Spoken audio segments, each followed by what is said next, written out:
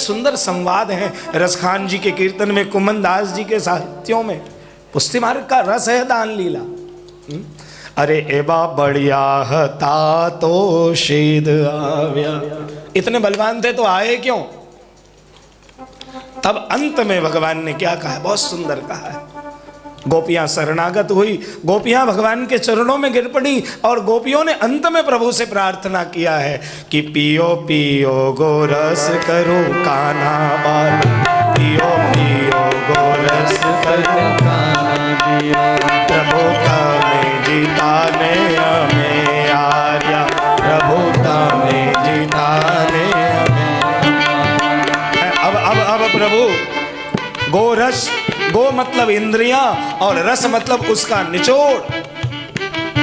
ये जो हमारी वाणी है, हमारे कर्म इंद्रिय हैं, हमारा जो ज्ञान इंद्रिय हैं, और इनसे जो हम कर्म करते हैं, ये सारे कर्म जब हम प्रभु को समर्पित करते हैं तब हमारी दान लीला सिद्ध हो जाती है।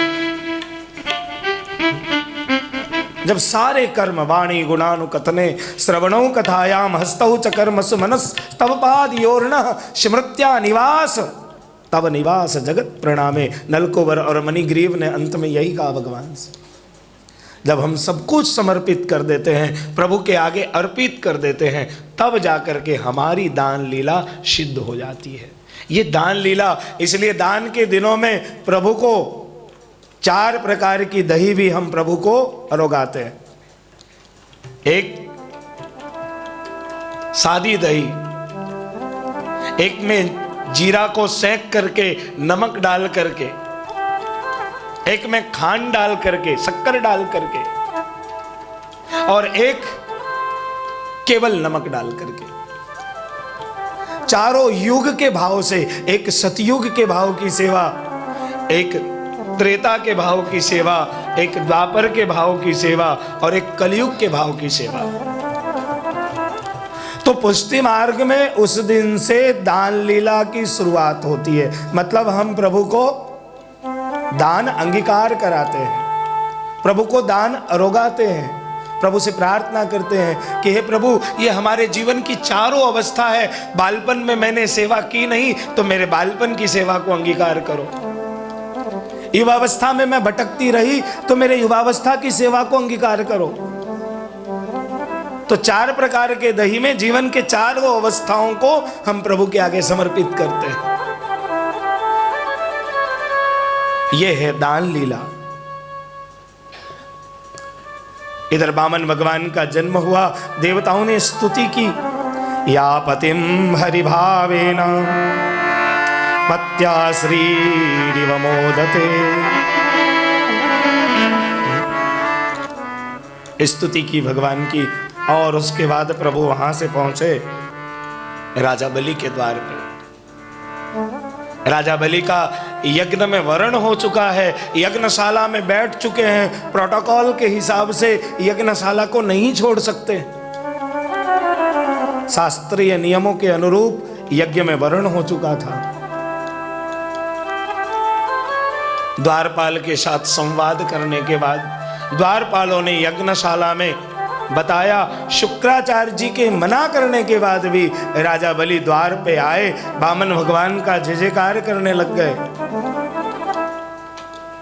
और जय जयकार करने के बाद थोड़ी वामन भगवान से मस्खरी भी की, थोड़ा मजाक भी किया। प्रभु के स्वरूप को देखकर आनंद में आ गए, पूछने लग गए कि आपकी हाइट नहीं बढ़ी, क्यों नहीं बढ़ी? बातें तो बड़ी बड़ी करते हो हैं? जीवान तो आपकी बड़ी लंबी है और हमेशा चलती रहती है, हाइट क्यों नहीं बढ़ी आपकी? घणानी होय हो, आ लालभाई बहु लांबी होय। આપણે ત્યાં એક સીએમ હતા, એના પણ બહુ લાંબા હતા, તમને ખ્યાલ નહીં હોય અત્યારે, ઘણાને ખ્યાલ આવી પણ ગયા હશે कि जीवान तो आपकी बड़ी लंबी है और बंद भी नहीं रहती है, एक के बाद एक चालू ही रहती है।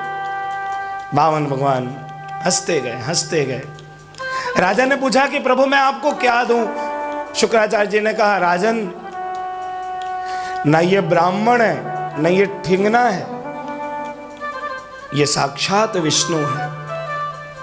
विष्णु नाम सुनते ही बलि गदगदित हो गए कि आज मेरे द्वार पे साक्षात मेरे प्रभु दान लेने को आए हैं।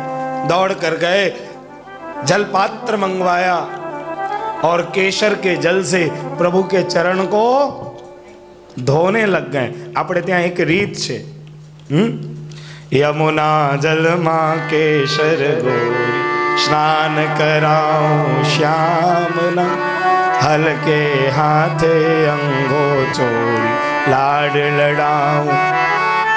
आवे छे तो केसर स्नान क्यों कराते हैं? कि प्रभु इतने चल करके आए हैं, श्रमित होकर के आए हैं, केसर के जल से स्नान कराने से प्रभु का जो श्रम है, थकान है, उसकी निवृत्ति हो जाती है। थकान जो है ना वो दूर हो जाता है। इसीलिए मैं अपनी बहनों को, अपने श्रोताओं को सलाह देता हूं, आप सब 5-6 घंटे तक यहाँ बैठते हो, आपके पैर में भी दर्द होने लग जाता होगा बैठे बैठे। घर पे जाने के बाद 100 ग्राम 50 ग्राम केसर लेकर के पीस करके और दोनों पैर में लगा लिया करो।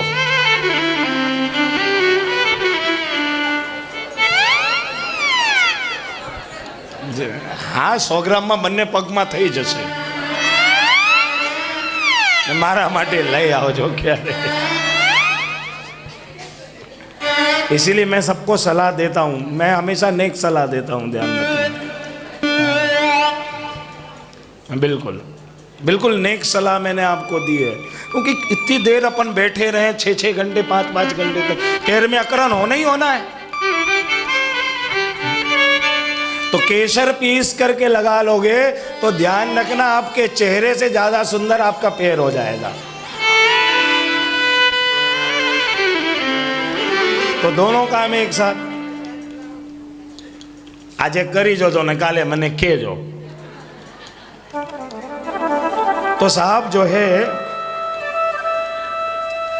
राजा बलि ने पहले भगवान के दोनों चरणारविंद को धो करके प्रभु को तिलक समर्पित किया।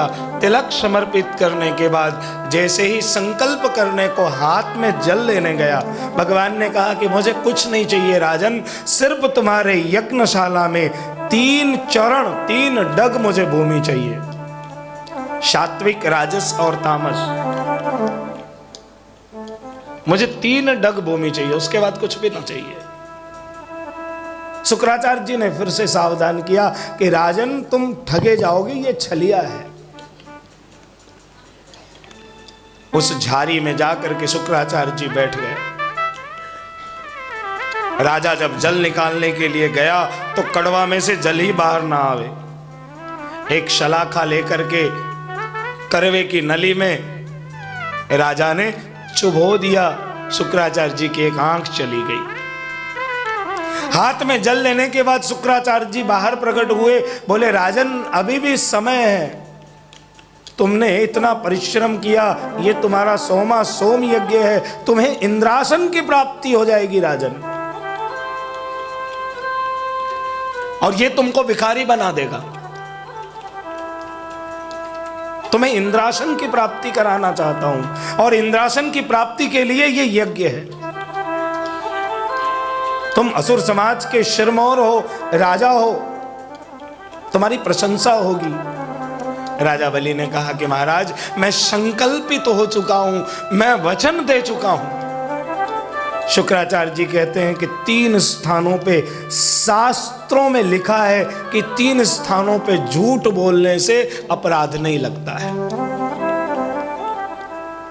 उसमें से एक है कि बिटिया की शादी के लिए जाओ और झूठ बोलो, झूठ बोले बिना शादी होगी ही नहीं।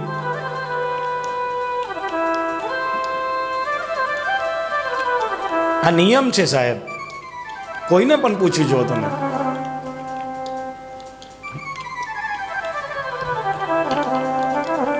अमुक स्थानों पे शास्त्रों ने असत्य संभाषण की आज्ञा दे रखी है। असत्य संभाषण करने से दोष नहीं लगता है। દીકરી પરણાવા જઈએ અને જ્યાં સુધી ખોટું ના બોલીએ પેલો સ્વીકારે જ નહીં.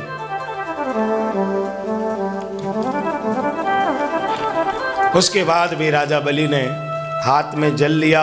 ओम विष्णु विष्णु विष्णु नमो भगवते महापुरुषस्य विष्णुराज्ञाः प्रवर्तमानस्य अद्य ब्रह्मणोनि द्वितीय प्रार्धे श्री संकल्प करके और संकल्प करके जैसे ही जल वामन भगवान के चरणों में समर्पित किया, एक बार जोर से घोर गर्जना करते हुए बोलिए श्री वामन भगवान की जय. एकदम से भगवान का विराट स्वरूप प्रकट हुआ. भगवान ने अपने स्वरूप को विशाल आकृति में बदल दिया और प्रभु ने अपने एक चरण, प्रथम चरण, एक चरण प्रभु के आगे बढ़े. तो जैसे ही प्रभु के एक चरण आगे बढ़े तो नीचे के 7 लोक अतल बितल उतल तलातल रसातल महातल और पाताल तक पहुंच गए. 10 दिशाओं को नाप लिया. दूसरे चरण से भगवान ने भूर्भुवः स्वः महाजना तप सत्यलोक तक पहुंचा दिया. ब्रह्मा जी दौड़े दौड़े आए. ब्रह्मा जी ने जल से लेकर के भगवान के चरण को धो करके उस चरणोदक को कमंडल में रख लिया ताकि आने वाले समय में उसी जल से गंगा अवतरण की कथा प्रकट होगी. गंगा जी अवतरित होगी.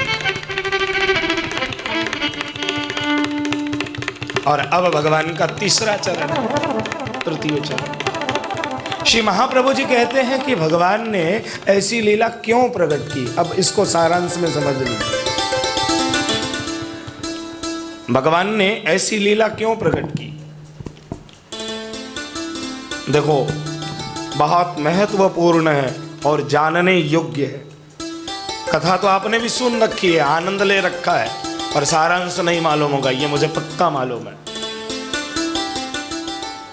कि भगवान ने ऐसी, भगवान तो राजा बलि को मार भी सकते थे, पराजित भी कर सकते थे, लेकिन अब जो है भगवान ने अपनी लीला को बदल लिया है.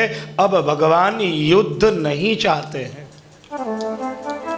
भगवान सोचते हैं कि आज युद्ध करके मैं असुरों को हरा दूं, कल को वो बलवान होंगे तो हमें हरा देंगे. इसीलिए किसी को छोटा, किसी को कमजोर मत समझो. मैं कई बार सेठ लोगों को नौकरों के साथ दुर्व्यवहार करते देखता हूं, बड़ा दुख होता है हृदय में. साहब, अपने दिन को मत बोलो. आज तुम हो, आज वो है. हो सकता है कल वो तुम्हारी गद्दी पे होगा और तुम या तुम्हारे बच्चे उसके दुकान की दहलीज पे होंगे. वो भी मनुष्य है. श्री गोसाई जी महाराज ने अपनी झारी से जल पिलवाई और कहा सेवकों ने कि झारी छी जाएगी. तो गोसाई जी आज्ञा करते हैं कि झाड़ी दूसरी ले लेंगे, लेकिन उसका प्राण लौटाना संभव नहीं है. आपके लिए, आप मुझे गुरुजी करो, वो मेरे लिए ज्यादा महत्वपूर्ण नहीं है. मैं आप पे तब नजर रखता हूं कि यहाँ के कर्मचारियों के साथ आपका किस प्रकार का व्यवहार होता है, और वहां से मैं निश्चित करता हूं कि ये इंसान कैसा होगा. मैं वहां से निश्चित करता हूं कि इंसान धर्म का दिखावा तो नहीं कर रहा. ये इंसान धर्म का प्रदर्शन तो नहीं कर रहा है. मैं गुरु हूं तो मुझे गुरुजी कहना बहुत भारी बात नहीं है. कहते हो ठीक है, लेकिन आप अपने नौकर के साथ, आप अपने निचले व्यक्ति के साथ किस प्रकार का व्यवहार करते हैं. अरे भाई, उसमें तो बुद्धि नहीं है, वो ठीक है, वो उदंडता करे क्योंकि उसमें बुद्धि नहीं है, पर ईश्वर ने आपको तो बुद्धि दे रखी है, उसमें तो नहीं है. और उसमें नहीं है तो उसने गलती की. आप में तो ईश्वर ने बुद्धि दे रखी है, उसके बाद भी अपराध करते हो, इसका क्या.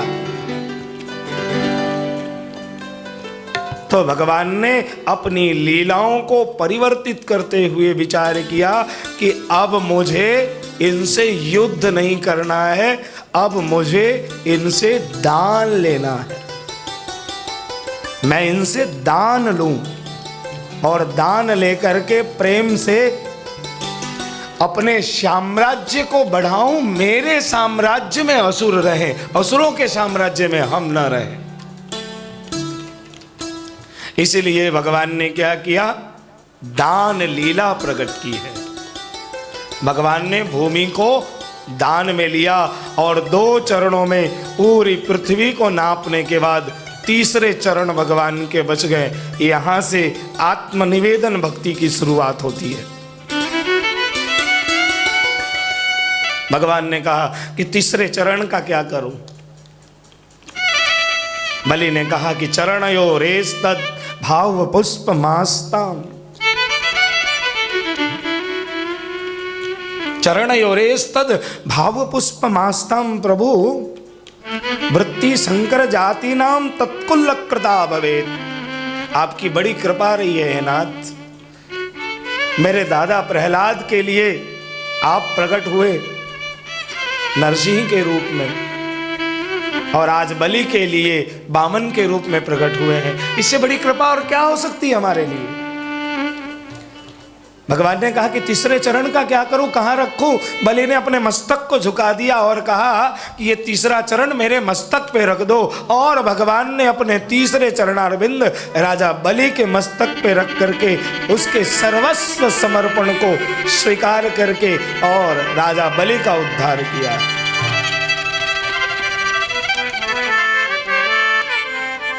भगवान ने राजा बलि का उद्धार किया। बलि के साथ सुतल लोक में गए। बहुत दिनों तक भगवान ने सुतल लोक में निवास किया और सुतल लोक में निवास करने के बाद सुखदेव जी महाराज कहते हैं कि राजन, ब्रह्मचारी गुरुकुले वसंतांतो गुरोरितम आचरंदा सवन्नीचो गुरु सुदृढ़ सौहृदः।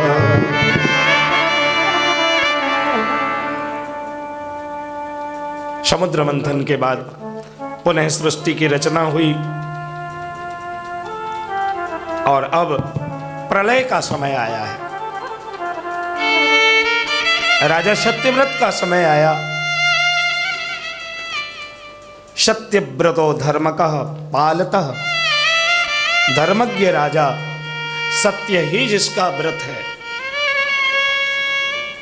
और राजा सत्यव्रत के समय में एक दिन महाराज सत्यव्रत नदी में संध्या करने को गए, सूर्य को अंजलि प्रदान कर रहे थे और अंजलि में एक छोटी सी मछली आ गई। अंजलि में एक छोटी सी मछली आ गई है। मछली बड़ी होती चली गई। बाद में राजा ने स्तुति की। भगवान नारायण के रूप में, मत्स्य नारायण के रूप में प्रकट हुए। भगवान ने कहा कि राजन, प्रलय का समय आ गया है। आज के 7वें दिन पूरी पृथ्वी समुद्र में विलीन हो जाएगी। चारों तरफ चक्रवात तूफान आएगा। सारे नदी पर्वत वृक्ष सब के सब जल में विलीन हो जाएंगे, क्योंकि ब्रह्मा जी के शयन का समय, विष्णु के शयन का समय आ रहा है। आज के 7वें दिन सिर्फ तुम बचोगे, सप्त ऋषि बचेंगे और चारों वेद रहेगा और मैं 6 महीने तक जल में भ्रमण करूंगा। उसके बाद सृष्टि की रचना प्रारंभ होगी। ठीक 7वें दिन प्रलय आया। राजा एक नौका में सप्तऋषि और चारों वेद को लेकर विराजमान हो गए। और उसके बाद जब चक्रवात तूफान आया, जब पूरी पृथ्वी समुद्र में विलीन हुई, तब उस चक्रवात तूफान के बीच भगवान मछली के रूप में, बोलिए श्री मत्स्य नारायण भगवान की जय, राजा सत्यव्रत ने स्तुति की है कि अवतारो हरिर्योऽयं कीर्तयेद्दन्महं नरा संकल्पास्तस्य सिद्ध्यन्ति शयान्ति परमां गतिम्। भगवान मत्स्य नारायण ने सप्त ऋषियों की रक्षा की और सप्त ऋषियों की रक्षा करने के बाद अब कथा 9वें स्कंद में प्रवेश करेगी। आइए आज श्री कृष्ण के प्रागट्योत्सव का दिन है। कृष्ण की 2 मिनट के लिए स्तुति करें और स्तुति करने के बाद एक कीर्तन लेंगे। भगवान के सुंदर श्रृंगार का वर्णन है। प्रभु के नेत्रों का दर्शन करें और प्रभु के नेत्रों को देख करके आगे की कथा में प्रवेश करेंगे। बोलिए श्री कृष्ण कन्हैया लाल। क्योंकि आप सब भी 2:30 बजे से बैठे हैं तो एक बार हाथ पैर हिलना जरूरी हो गया। बांके बिहारी कजरा रे मोटे मोटे तेरे नैन, नजर ना लग जाए होए होए होए, नजर ना लग जाए होए होए होए, नजर ना लग जाए होए होए होए, नजर ना लग जाए। बांके बिहारी कजरा रे मोटे मोटे तेरे नैन, नजर ना लग जाए होए होए होए, नजर ना लग जाए होए होए होए, नजर ना लग जाए। श्री राधे मीठी मीठी तालियों की सेवा करते हुए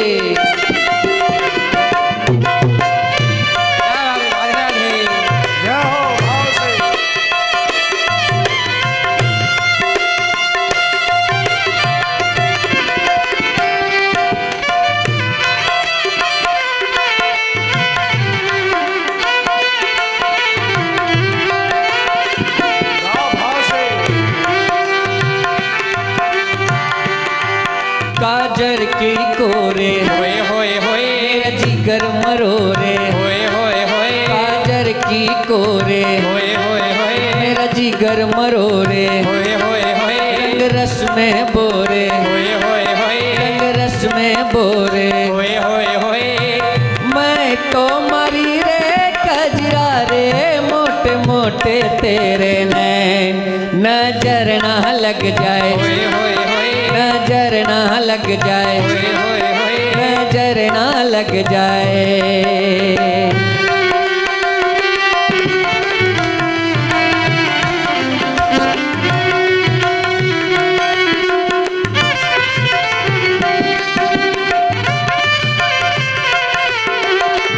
राधे कृष्णा।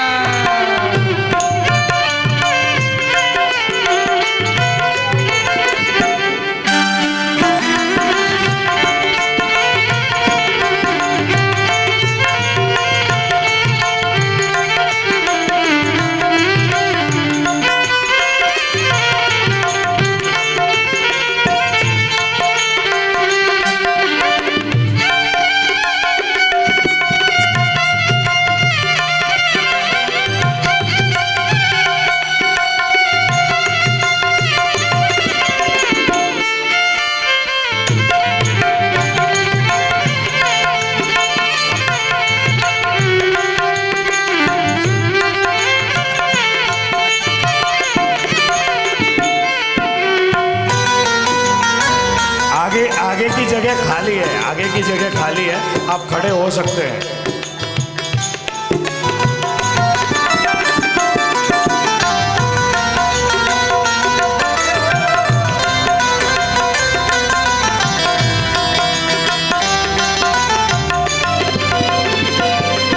आँखों का काजल आँखों का काजल, मेरा जिगर है घायल, मेरा जिगर है घायल, तेरे प्यार में पागल, तेरे प्यार में पागल, तेरे प्यार में पागल। करी डारी रे कजरा रे मोटे मोटे तेरे नैन, नजर ना लग जाए नजर ना लग जाए नजर ना लग जाए।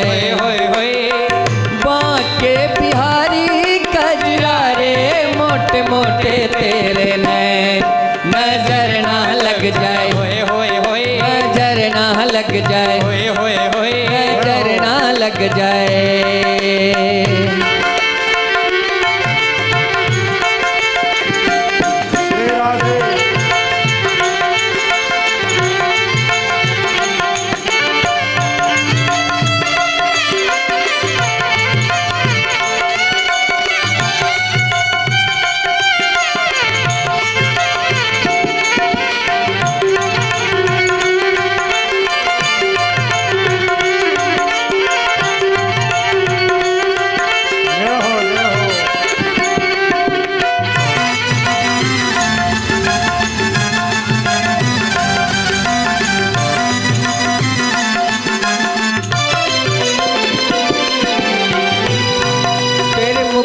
लटकन, हाय हाय हाय, तेरे मुकुट की लटकन, होए होए होए, तेरे अधर की मुस्कान, होए होए होए, तेरे अधर की मुस्कान, होए होए होए, बाकी मटकन, होए होए होए, बाकी मटकन, होए होए होए, बलिहारी रे कजरा रे मोटे मोटे तेरे नजर ना लग जाए, होए होए होए, नजर ना लग जाए, होए होए होए, नजर ना लग जाए। सबकी सेवा ले, तालियों की सेवा करते हुए।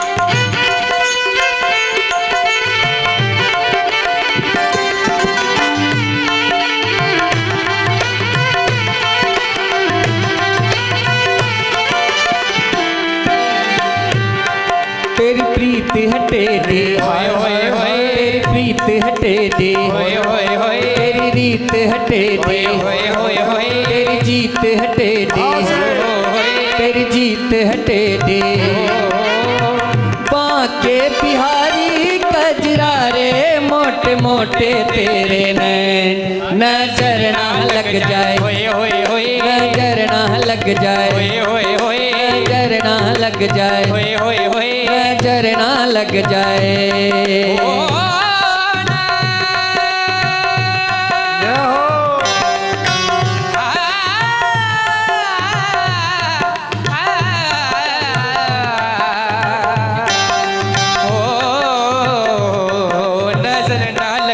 होए होए होए, नजर ना लग जाए, होए होए होए, नजर ना लग जाए, होए होए होए, नजर ना लग जाए।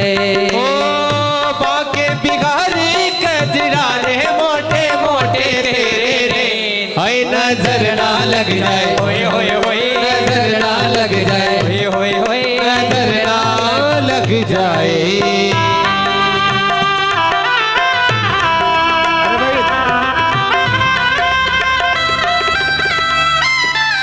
दम नहीं दिख रहा है, दम नहीं दिख रहा है। आप सब तालियों की सेवा तो करें। मैंने पहले ही कहा था कि जो इस जन्म में ताली नहीं बजाता है वो फिर ट्रेन में और दूसरे जन्म में कहाँ कहाँ बजाना पड़ेगा। श्री राधे। एक बात और सुनो, सुनो पहले ध्यान से। अब जो मुंह से जोर से गाए नहीं, ताली बजाए नहीं, उसके बगल वाले की उसको सौगंध है। बाके बिहारी कजरा रे मोटे मोटे तेरे रे, होए नजर ना लग जाए, होए होए होए, नजर ना लग जाए, होए होए होए, नजर ना लग जाए।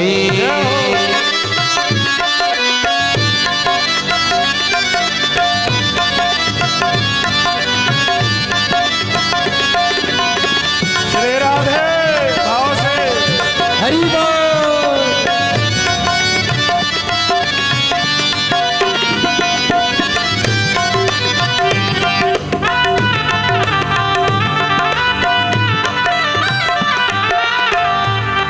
काजर की कोरे, होए होए होए, काजर की कोरे, होए होए होए, मेरा जिगर मरोरे, होए होए होए, मेरा जिगर मरोरे, होए होए होए, रंग रस में बोरे, होए होए होए, रंग रस में बोरे, होए होए होए, मैं तो मरी रे कजरा रे मोटे मोटे तेरे नजर ना लग जाए, होए होए होए, नजर ना लग जाए, होए होए होए, नजर ना लग जाए, होए होए होए, बाके बिहारी कजरा रे मोटे मोटे तेरे नजर ना लग जाए, होए होए होए, नजर ना लग जाए, होए होए होए, नजर ना लग जाए।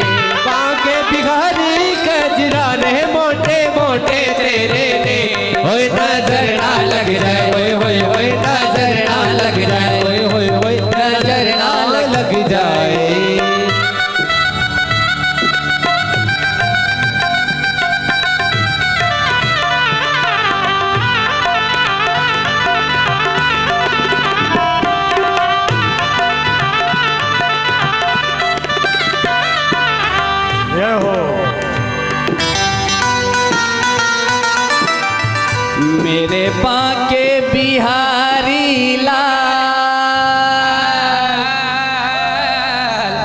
मेरे बाके बिहारी लाल तू इतना ना करियो श्रृंगार, नजर तो है लग जाएगी, नजर तो है लग जाएगी,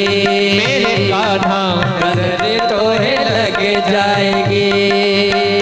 मेरे बाके बिहारी लाल तू इतना ना करियो श्रृंगार, नजर तो है लग जाएगी, नजर तो है लग जाएगी।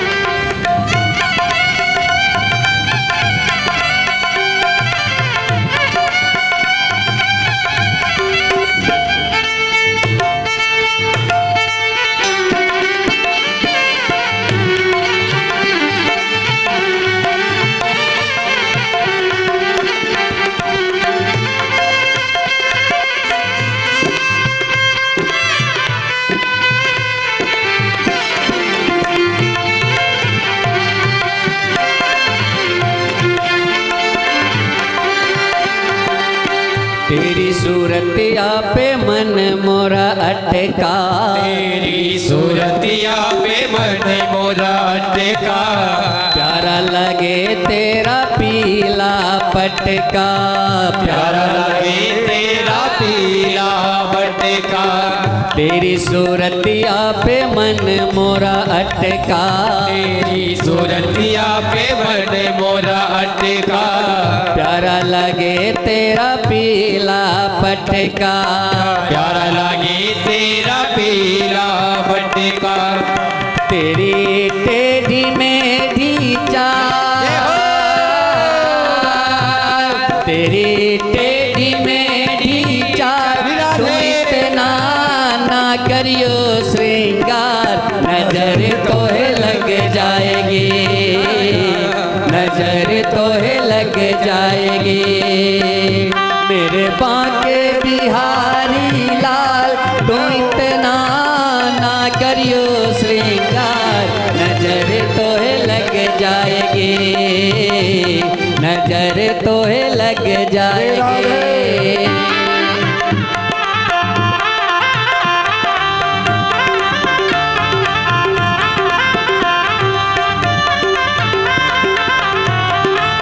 श्री राधे।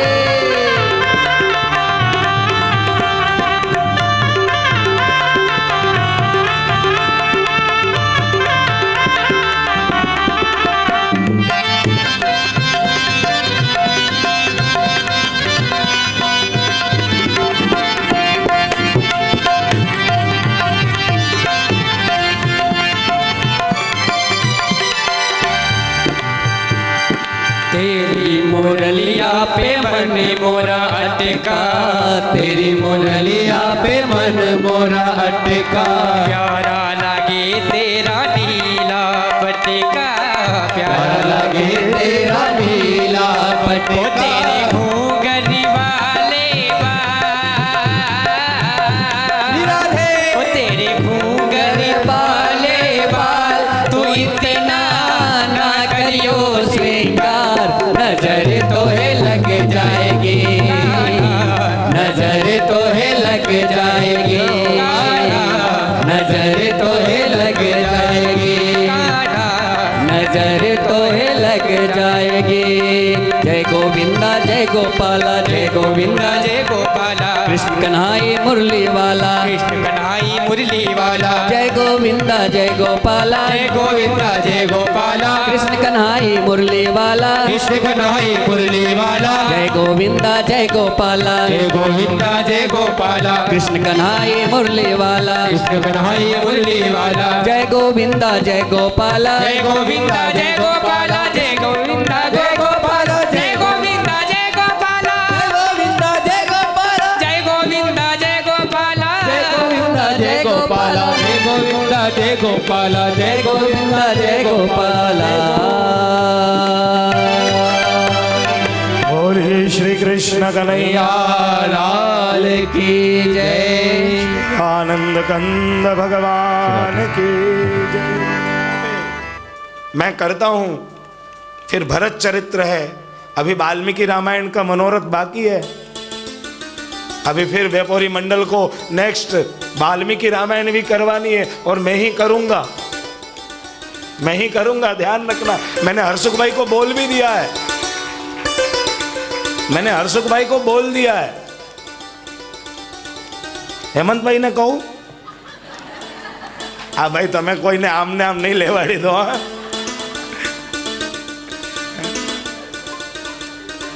बीनू भाई कह रहे हेमंत भाई को बोलो, काहे वांधो नहीं, हालो तमे कराव दो बस। ऐसा नहीं है प्रियजनों, मैं बिका हुआ वक्ता नहीं हूं, आप सब जानते हो मुझे, मैं व्यवसायिक वक्ता नहीं हूं, मुझे समझो, मैं बिकाऊ नहीं हूं। मैं सिर्फ भगवत नाम लेने वाला जीव हूं। ठाकुर जी की सेवा और भगवत नाम, यही दो मेरी ताकत है, उसके बाद मेरे पास कुछ है ही नहीं। आप कथा करवाएं तब भी मैं आपका हूं, ना करवाएं तब भी आपका हूं।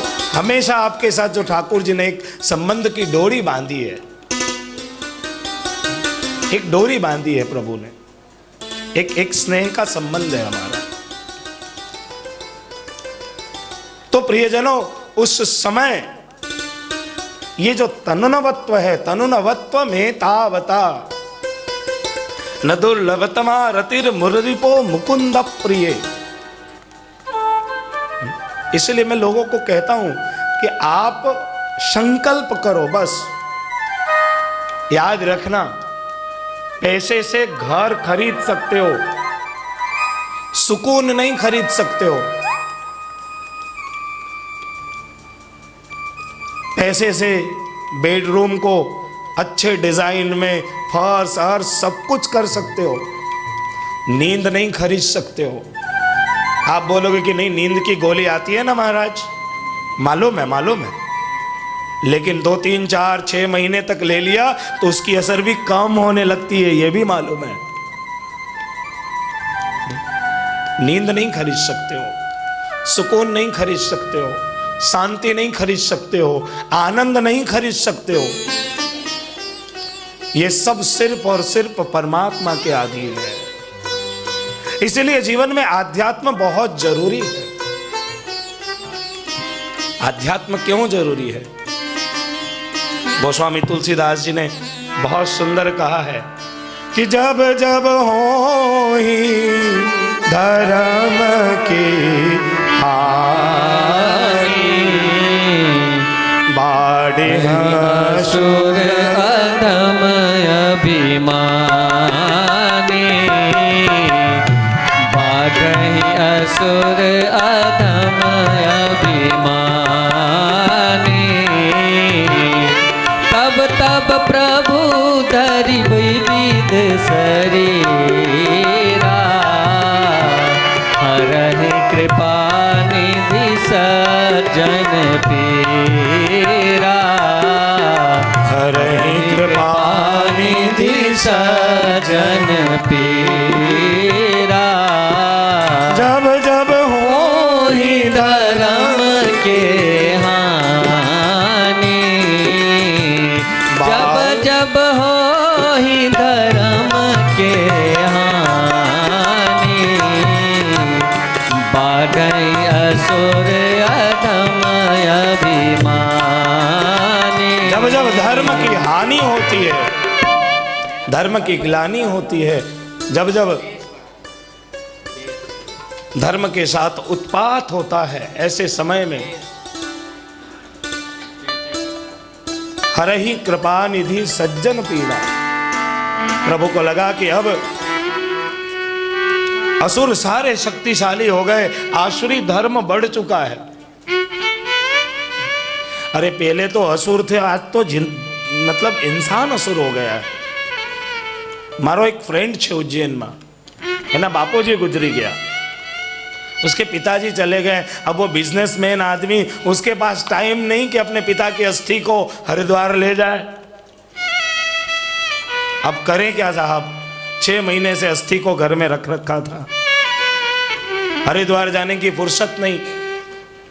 एक दिन उसके कोई मित्र होंगे, वो मिल गया, उसने कहा कि मेरे बापूजी को हरिद्वार पहुंचा दो यार, मेरे पास टाइम नहीं है। उसने बोला ऐसे नहीं पहुंचाऊंगा, टिकट खर्चे तो देने पड़ेंगे। बोले दे दूंगा, और क्या है इसमें। बोले 5,000 रुपये लूंगा। उसने 5,000 रुपये दी, बापूजी का अस्थि दिया, बोले कि ले जाओ ट्रेन से हरिद्वार में गंगा जी में मेरे पिताजी को छोड़ना और ईमानदारी से छोड़ना। उसने बोला ठीक है, अस्थि ले ली, वो ट्रेन में बैठ गया, निकल गया। मुझे लगता है कोटा के आसपास पहुंच करके उसने सोचा कि सब तो गंगा ही है, चम्बल नदी में उसने अस्थि डाल दी और वापिस उज्जैन पहुंच गया। उसने देखा कि कल तो मैंने अस्थि दी, एक दिन बाद मतलब तीसरे दिन वापस वो उज्जैन में था। बोले हरिद्वार से इतना जल्दी आना तो संभव है नहीं, अब पूछने जाऊं तो दोस्ती बिगड़ जाए, दोस्त है, अविश्वास कर नहीं सकता, दोस्त से ऐसे पूछ नहीं सकता। उसने व्यापारिक बुद्धि लगाई, बनिया तो बनिया, पक्का बनिया था।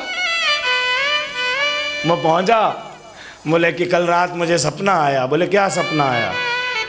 बोले मेरे बापूजी कह रहे थे कि तूने उनको कोटा के आसपास छोड़ दिया है, तूने उनको हरिद्वार नहीं पहुंचाया। बोले कब सपना आया। बोले परसों रात को सपना आया। बोले तेरे बापूजी में मरने के बाद भी अक्ल नहीं आई, कोटा से बोलने इधर आए, इतने में आगे बढ़ जाते तो खुद ही हरिद्वार पहुंच जाते। कोटा से इधर आए उज्जैन को, इसके करते कोटा से आगे चले जाते तो हरिद्वार पहुंच जाते कि नहीं। है? मरने के बाद भी वो बुद्धिमान नहीं हुए। आने શું કેવું કયો આવાઓને કેવું શું, હવે સ્વીકારી લેવું પડે, હાલ ભાઈ તું બરાબર છે, અમે ખોટા છીએ। તો ભગવાને પણ વિચાર કર્યો કે આ તો બહુ આસુરી પ્રવાહ, तो आसुरी प्रवाह को दूर कैसे करना।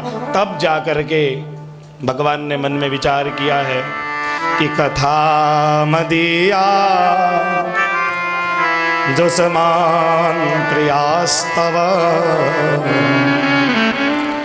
मावेश मामा मनीषं तमेकम सर्वेषु भूते स्वधियज्ञमीशं यज्ञस्वयोगे न च कर्महिन्दम्। तब जाकर के बलि ने गुजरात में नर्मदा नदी के तट पे भरूच में शुक्राचार्य जी के सानिध्य में 100वें सोम यज्ञ का आयोजन किया है, अंतिम सोम यज्ञ। और इसके पहले इंद्र के अवंतिकापुरी में, इंद्रपुरी में बलि पहुंच चुके। माता अदिति के कुंडल छीन लिए, देवताओं को त्राहिमाम हुआ। अब इंद्रासन पे बैठने भर की देरी है, इंद्रासन पे बैठने की तैयारी है। जैसे ही सोमा सोम यज्ञ पूर्ण होगा, यज्ञ पूर्ण होते ही इंद्र के आसन पे विराजमान हो जाएंगे, इंद्रासन पे बैठ जाएंगे। इधर यज्ञ का संकल्प प्रारंभ हुआ और जैसे ही यज्ञ का संकल्प प्रारंभ हुआ, ठीक भाद्रपद मास, भादों के महीने में शुक्ल पक्ष द्वादशी के दिन मध्याह्न काल में, दोपहर के समय में रामचंद्र जी भी कब प्रकट हुए। नवमी तिथि मधुमास पुनीता शुक्ल पक्ष जित मध्य दिवस सीता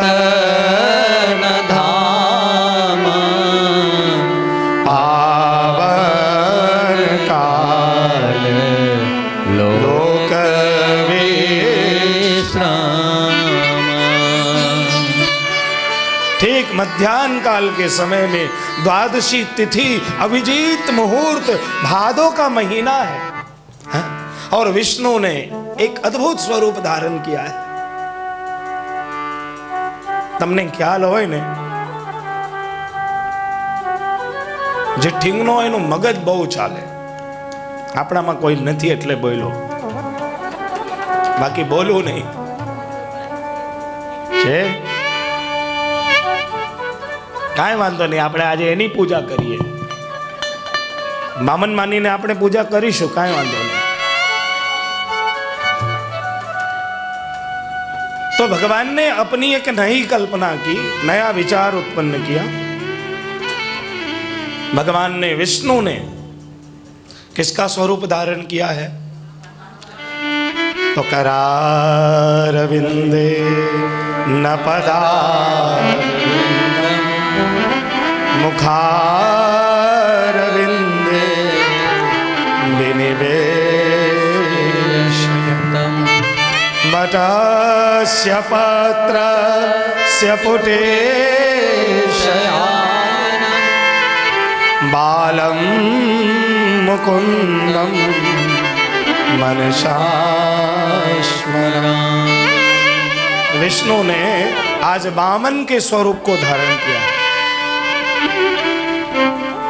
विष्णु ने वामन का स्वरूप धारण किया और वामन का स्वरूप धारण करके कश्यप और अदिति के आंगन में, कश्यप और अदिति के आंगन में ठीक दोपहर के समय में शंख चक्र गदा पद्मधारी साक्षात नारायण आज बालक बन करके दोपहर मध्याह्न काल के समय में, बोलिए श्री वामन भगवान की जय, श्री वामन भगवान की जय, श्री वामन भगवान की जय। अपने पुष्टि मार्ग में ठीक वामन द्वादशी के दिन से ठाकुर जी की दान लीला शुरू हो जाती है। दान एकादशी के दूसरे दिन, हे मने गोरस बेचवा जावा द्यो, तने दान लीधा बिना नहीं छोड़ू। हे मने गोरस बेचवा जावा द्यो, तने दान लीधा बिना के मुबा छो मार्ग रोकी मरा बाल। क्या कह रही है गोपी? ना ना काम ना, हमણાં બેસો બેસો, નહીં તો પછી રામજી રહી જશે। અમને ભગવાનને તેડાવવાનો છે ને। હા, 4:30 થઈ ગયા છે। બેસો બેસો। देखो प्रभु की जो लीला है ना, उसमें दान मान रास रस और रीस, ध्यान दीजिए, ये पुष्टि की निगूढ़ लीला है। दान मान रास रस और रीस। इसलिए शुरुआत कहां से हो रही है? गढ़ से निकसी ग्वालिनी शीस मही को माट, आड़ो कन्हैया है रयो रोगी ब्रजबधु बाट, नागरी दान दे,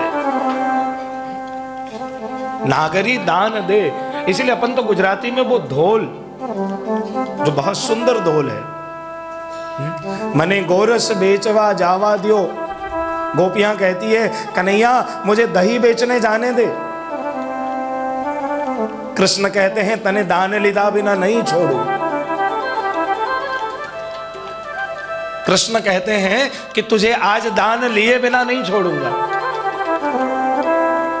तो गोपी क्या भय देती है, भगवान को डराती है, गोपी भगवान को धमकाती है।